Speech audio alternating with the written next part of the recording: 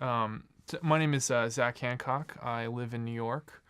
I make records professionally, and at this stage of my career, I'm lucky enough to be part of this studio, which is called Downtown Music Studios. And one of the unique things about this studio is that it's owned by Downtown Music, which some people may be familiar with. It's kind of a unique and one might say taste-making record label.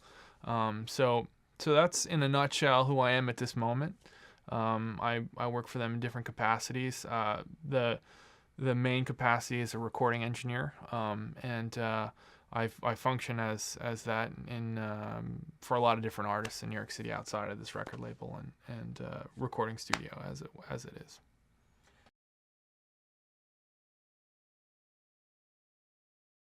When I started making records, you really had to have a piece of hardware for almost every task. So if you wanted to EQ a vocal, or you wanted to limit the variation in dynamic response of a given instrument, if you wanted to give it an echo or a delay, you wanted to make it feel as though it came from a cave, each of those things had to have its own specific box.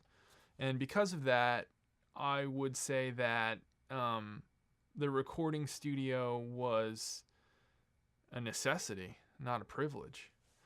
And over the last 5 years particularly, my job has changed a great deal because of those two factors not being relevant anymore. You can make a record at home to great effect. And the technology that you require now is, you only need 3 or 4 pieces of hardware. I mean, what do you need? You need a pair of speakers, you need a computer, you need a microphone. If you have those 3 or 4 things, you can make a record. And that's changed my job a great deal. It changed the number of clients I've had, the frequency at which they hire me. It changed the duration of my workday. It changed the way I interact with the artists that hire me. It changed everything. Everything is harder and everything is easier. It's much easier to make a record now. It's much easier to make a record for a lower cost. It's much more difficult to sell it. It's much easier to find an audience, a large audience. It's much easier to promote. It's much harder to sell it. And I think you could pretty much go up and down each facet of creating music and find that discrepancy. Easier to make, harder to sell.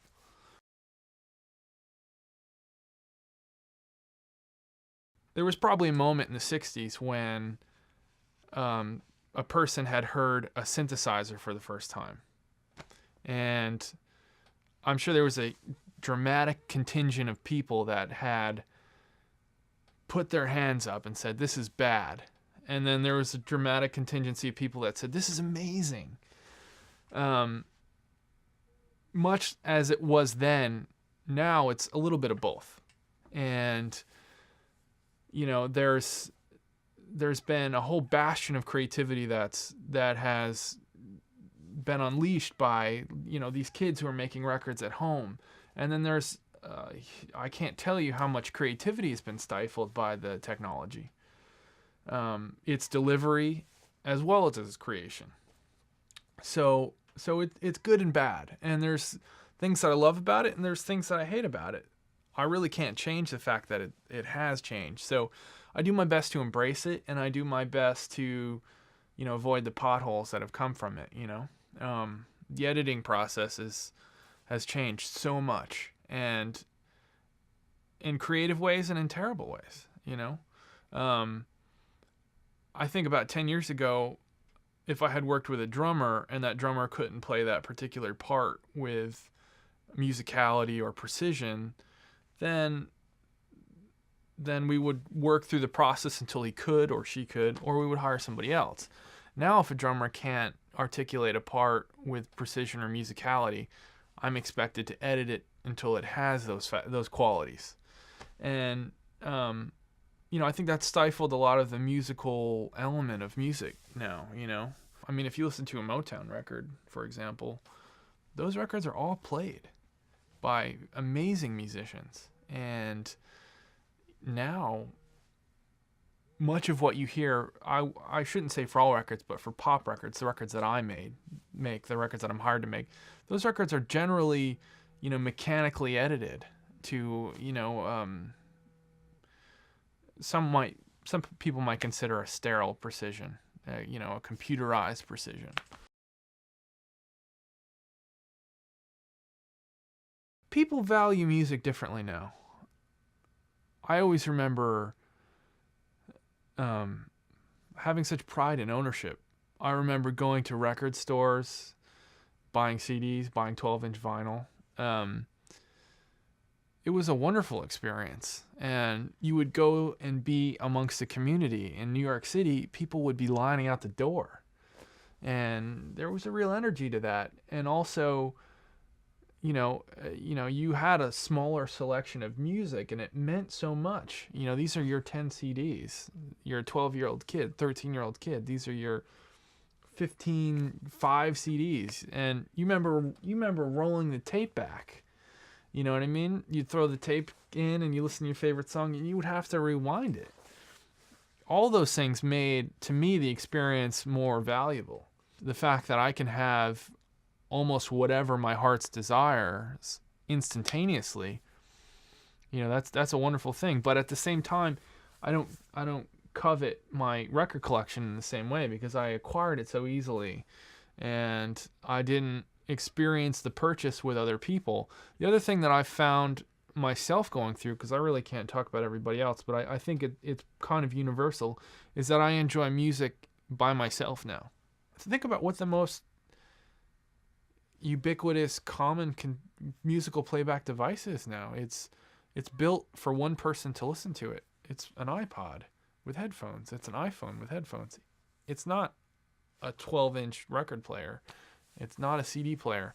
And I always think of people putting on a CD for a group of people, or perhaps in a social, much more, that certainly leads me to a much more social image than the kid with the white headphones on and his iPod. And I think that's all part of music being worth a little bit less, in our daily lives. That'll change. It'll take on a new meaning.